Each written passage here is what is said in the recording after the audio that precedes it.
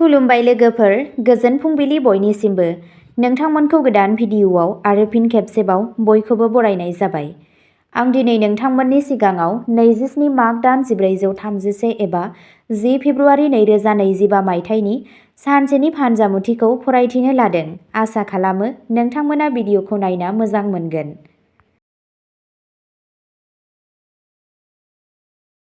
गिबियावनो दङ मेष राशि।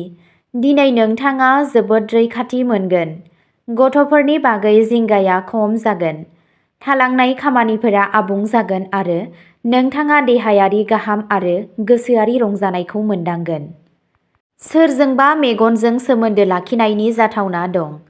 बेयो बै सान जेब्ला नोंथाङा नोंथांनि गोनांथार सानथांखिफोरनि सायाव सोरां होनो थाखाय जुनिया आरो गोहोम गोनां सुबुंफोरखौ लोगो हमनांगौ। बेयो जानो हागौ दि नोंथांनि सिगांनि सोरबा सासेया दिनै नोंथांजों सोमोन्दो लागोन आरो बे सानखौ गोसोखांथाव खालामगोन। आइजोफोरा गावसोरनि बिमा-बिफानि न'निफ्राय मोजां खौरां मोनगोन। नोंथांनि दिनैनि खाफालगोनां दिगआ जादों खोला, खाफालगोनां अनजिमाया जादों 3 आरो खाफालगोनां गाबआ जादों गोमो गाब। वृषभ राशि। मिथिंगाया नोंथांखौ फोथायथि आरो गोफार गोसोजों बोर होदों, बेनिखायनो बेफोरखौ आबुङै बाहाय। गोजाम रां थिसननायनि जाहोनाव आयनि बांनायखौ नुनो मोनो। बेयो जानो हागौ दि नखरनि सोद्रोमाफोरा नोंथांनि मिजिंफोरखौ आबुं खालामनो हाया। बिसोर नोंथांनि मोजां मोननाय बायदियै खामानि मावनो लुबैया, नाथाय बेनि अनगा नोंथांनि खामानि मावनायनि आदबखौ सोलायनानै बिथांखि ला। मोजां मोननाय आरो अननायनि आयदाफोराव गोख्रै थांनायनिफ्राय गोजानाव था। दिनै नोंथाङा उफ्रा बिबानफोरखौ लानो हागौ, जाय नोंथांनि थाखाय बांनाय आय आरो मान-सन्माननि फुंखा जानो हागौ। दावबायनाया रंजाथाव जागोन आरो नोंथांनि थाखाय जोबोद मुलाम्फा गोनां जागोन। नोंथांनि दिनैनि खाफालगोनां दिगआ जादों खोला, खाफालगोनां अनजिमाया जादों 7 आरो खाफालगोनां गाबआ जादों गुफुर गाब। मिथुन राशि। दिनैनि साना मोजां फिथाइ होगोन। दिनै नोंथाङा नोंथांनि नखरजों जेसेबां हायो एसेबां सम हगारगोन। नखरारि आबहावाया रंजालु थागोन। दिनै नोंथाङा मावख'आव लोगोफोरनिफ्राय मदद मोनगोन। जुनियरसा नोंथांनिफ्राय सोलोंनो फैगोन। नोंथांनि मोजां मोनलायनाय लोगोजों सोमोन्दोआव जौगानाय फैगोन।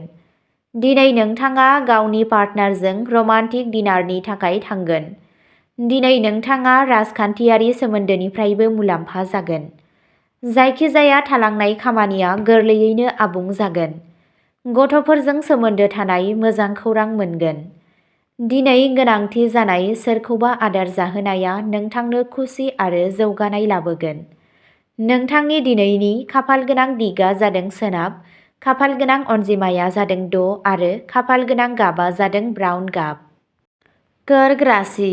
सम्पथियाव रां थिसननायनि दिनै थि सम। नोंथाङा नोंथांनि बेरेखाफोरखौ गावसोरनि गेलेनायाव फान्दायगोन। गोबाव समनिफ्रायनो थाबथानानै थानाय खहा सुफुंनाय आरो दाहारफोरा जोबनायाव नोंथांनिसिम फैगोन। नोंथांनि जिउ लोगोरिया बावैसोनि बेले-बेजेखौ बावनानै गावसोरनि मोजां आखुखौ दिन्थिगोन। नोंथांनि गोसोखौ गाज्रि साननायनिफ्राय गोजानाव लाखि आरो मोजां हाबाफोराव गोसो हो। गोदान थासारिफोरा नोंथांनि गेजेराव गोदान रोंग'थिफोरखौ सांग्रां खालामगोन। समाजारि थासारिया बांगोन। नोंथांनि बिबुंथियाव गोख्रोंथि थागोन। गावनि सावस्रिनि बागै सांग्रां जा। गोदान लोगोफोरा नोंथांनि जिउ राहायाव गोनो-गोथो सोमजिहोगोन। नोंथाङा दासिम जेसेबां जेंनाजों मोगा-मोगि जानांदों, बेयो थाबैनो गोबां बान्था मोनगोन। आबेगनि थासारियाव अलसिया दाजा। सिंह राशि। जुदि सिंह राशिनि नेरसोननि सिङाव जोनोम जानाय सुबुंफोरनि थाखाय माबाफोर गोरोबथाया गोबाव समनिफ्रायनो दिन्दां जानानै दं, अब्ला बेखौबो थि खालामनाय जानो हागौ। बाजेट बानायनानै नों गावनि आय आरो खरसाफोरखौ सामलायनांगोन। रावनोबो रांनि सोमोन्दै जेबो समायखिरा दाला आरो नोंथाङा नाङै खरसानिफ्राय गोजानाव थानांगौ। नाथाय नोंथाङा गावनि जिउ लोगोरिखौ दावबायनो थाखाय बायजोआव लांनो हायो। नखरनि उन्दै गथ'फोरा नोंथांनाव माबा मोनसे बिनो हागौ, जायखौ नोंथाङा थारैनो आबुं खालामगोन। नोंथांनि दिनैनि खाफालगोनां दिगा जादों खोला, खाफालगोनां अनजिमाया जादों 5 आरो खाफालगोनां गाबा जादों गोसोम आरो गोथां गाब। कन्या राशि, दिनैनि साना नोंथांनि थाखाय मोजां जागोन। दिनै नोंथाङा बिजिरसालिनि आयदाफोराव जाफुंसार जानो हागोन। नोंथाङा सासे मोजां उकिलनिफ्रायबो हेफाजाब मोननो हागौ। गावनि बिमा-बिफानि बोर लाखांनायनि उनाव दिनै नोंथाङा जाय खामानिखौ जुरिजेनगोन बेयो थारैनो जाफुंसारगोन। दावगानाया नोंनि आथिंखौ खुदुमगोन। दिनैनि साना थालांनाय खामानिफोरखौ फोजोबनो थाखाय मोनसे मोजां सान। फिसा-फिसा हाबाफोरा समजों लोगोसे गाव हारसिङैनो मावगोन। बादायलु आनजादनि थाखाय थियारि खालामनाय फरायसाफोरनि दिनै माखासे सायख'नाय जानो हागौ। नोंथाङा नोंथांनि खस्थ'नि गोदै फिथाइखौ मोनगोन। नोंथांनि गोनांफोरनो ओंखाम अनसुंथाइ हो। जाफुंसारनाया नोंथांनि लामायाव जेरावबो फैगोन। नोंथांनि दिनैनि खाफालगोनां दिगा जादों सा-सोनाब, खाफालगोनां अनजिमाया जादों 7 आरो खाफालगोनां गाबा जादों गोमो गाब। तुला राशि, दिनै नोंथांनि रांखान्थियारि थासारिया जोबोद मोजां जागोन। नोंथाङाबो नोंथांनि खामानिनि दावगानायखौ लानानै जोबोद गोसो गुदुं।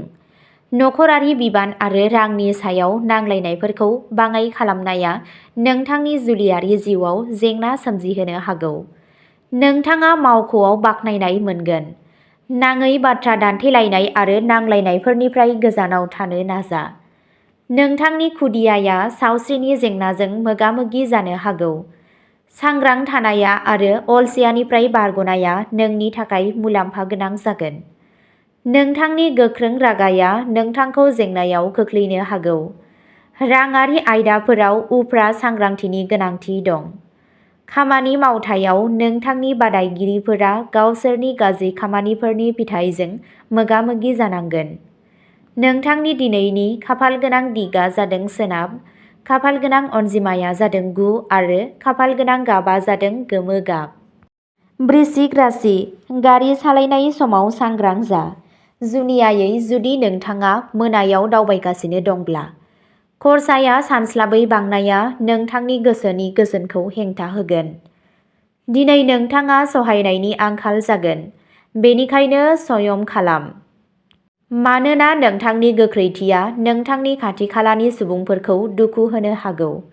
मोनसे रमान्टिक नोजोरजों नोंथाङा दिनै जिउनि गुबै बाथ्राखौ आबुङै रंजानो हागोन। बाहागोआरि फालांगियाव हाबनायनिफ्राय गोजानाव था, मानोना नोंनि पार्टनारआ नोंथांखौ नाङा-फाङा मुलाम्फा लानो नाजानो हागौ। सहरनि बायजोआव दावबायनाया बांद्राय आरामगोनां नङाबो जानो हागौ, नाथाय बेयो गोनांथार सिनायथि होनायनि थाखाय मुलाम्फा गोनां जागोन। नोंथांनि दिनैनि खाफालगोनां दिगा जादों खोला-सोनाब, खाफालगोनां अनजिमाया जादों 8 आरो खाफालगोनां गाबा जादों ब्राउन गाब। धनु राशि, दिनैनि साना दावगानायनि सान जागोन। नोंथाङा गावखौ साबसिन फोरमान खालामनो गोबां खाबु मोनगोन। बे राशिनि उकिलफोरा दिनै मोनसे गिदिर गसर मोननो हागौ, जाय नोंथांनि मान-सन्मानखौ बांहोगोन। दिनै जुलि जानाय जिउआव गोजोननाय मोनगोन। नोंनि जिउ लोगोरिजों सोमोन्दोआ गोख्रों जागोन। दिनै नोंथाङा गोजाम लोगोफोरखौ लोगो हमनो हागौ। नोंथाङा लोगोफोरजों बबेहायबा बायजोआव थांनो हागोन। सावस्रिया दिनै जोबोद मोजां थागोन। सान इसोरनो दै हो आरो नोंथांनि गासैबो हाबाफोरा आबुं जागोन। नोंथाङा खामानियाव गाज्रि थासारिजों मोगा-मोगि जानो हागौ। गावनो माखासे सोलायनाय लाबोनो साखा-फारा जा। नोंथांनि दिनैनि खाफालगोनां दिगा जादों साहा, खाफालगोनां अनजिमाया जादों 4 आरो खाफालगोनां गाबा जादों हाथफ्ला गाब। मकर राशि, दिनै गोनांथि जायोब्ला नोंथाङा थारैनो मदद मोनगोन। सासे गोजाननि सोमोन्दोनि खौरांआ नोंथांनि सानखौ गोजोंसिन खालामनो हागौ। दिनै नोंथाङा रांखान्थियारि जेंनाजों मोगा-मोगि जानो हागौ। खैफोदनि समाव गोहोआव थानाय सोरबा सासेया नोंथांखौ मदद होनो सिगांबोगोन। बे हेफाजाबखौ एसेबो बाहायनो गोसो गैया। दिनै नोंथाङा मोनसे जेंनाखौ सुस्रांनायाव आबुङै जाफुंसारगोन। बेयो समाजारि आरो धोरोमारि फोरबोफोरनि थाखाय मोनसे मोजां सान। मोनसे गोदान आबहावा आरो गोदान लोगोफोरा नोंथांनि थाखाय मोनसे गोदान मोनदांथि जागोन। गासैबो हाखु-दाखु आरो गोब्राब नाजानायनि उनाव मुलाम्फा गैया जागोन, मानोना खामानि मावथायाव बिखान्थिफोरा नोंथांखौ मुखुब दोनगोन। नोंथांनि दिनैनि खाफालगोनां दिगा जादों खोला, खाफालगोनां अनजिमाया जादों 3 आरो खाफालगोनां गाबा जादों गोथां गाब। कुम्भ राशि। दिनै नोंथाङा गेलेमुफोराव बाहागो लानो हागोन, जाय नोंथांखौ फिट लाखिगोन। दिनै नोंथाङा राङारि जेंनाजों मोगा-मोगि जानो हागौ। बेयो जानो हागौ दि नोंथाङा गावनि वालेटखौ बांद्राय खर्सा खालामनो हागौ एबा खोमानो हागौ। बेफोरबायदि आयदायाव सांग्रांथि गैयाब्ला खहा जानो हागौ। नखरनि सोद्रोमाफोरा नोंथांनि नोजोरखौ मदद होगोन। मोजां मोनलायनायनि दुखुआ नोंखौ दिनै हराव सांग्रां लाखिगोन। खामानियाव थानाय जिरादफोरा एसे गोमोथाव जानो हागौ। नोंथाङा मोनदांगोन दि गासैबो नोंथांनि बेरेखायै सोलिगासिनो दं। नोंसोरनि गेजेराव माखासेया गोलाव दावबायनो गोनां जानो हागौ। नोंथांनि दिनैनि खाफालगोनां दिगा जादों सोनाब, खाफालगोनां अनजिमाया जादों 9 आरो खाफालगोनां गाबा जादों गोजा गाब। मीन राशि। दिनै नोंनि साना सरासनस्रा जागोन। दिनै नोंथाङा दान्थे-बिदान्थेफोरनिफ्राय गोजानाव थानांगोन। दिनै रावखौबो सानालासै सोंखारिनाङा। दिनै बयजोंबो अननायजों रायज्लायनाया गोनां। बे राशिनि फरायसाफोरा दिनै गोख्रोंसिन खामानि मावनांगोन। दिनै नोंथाङा नोंथांनि मोजां मोनसिननाय फोरोंगिरिनिफ्राय मदद मोनगोन। दिनै नोंथाङा नोंथांनि नसुंसेनि सुबुंफोरजों मोनसे हाबाफारियाव थांगोन। दिनै बेलासिनि समा नोंथांनि थाखाय जोबोद मोजां जागोन। दिनै नोंथाङा लोगोफोरजों सम बारहोनोबो खाबु मोनगोन। इसोर शिबनो दै बाव आरो नोंथांनि गासैबो जेंनाया जोबगोन। नोंथांनि दिनैनि खाफालगोनां दिगा जादों खोला, खाफालगोनां अनजिमाया जादों 7 आरो खाफालगोनां गाबा जादों गोथां गाब। अब्ला दिनैनि राशि फरायथिनाया एसेनोसै। नोंथांमोनहा बेबादिनो सानफ्रोमबोनि फानजामुथिखौ मिथिनो थाखाय चेनेलखौ साबस्क्राइब खालामनानै लादो आरो भिडिअखौ मोजां मोनदोंब्ला अन्नानै लाइक, शेयार आरो कमेन्टबो खालामनानै होलांब्लानो जाबाय। गोजोन्थों।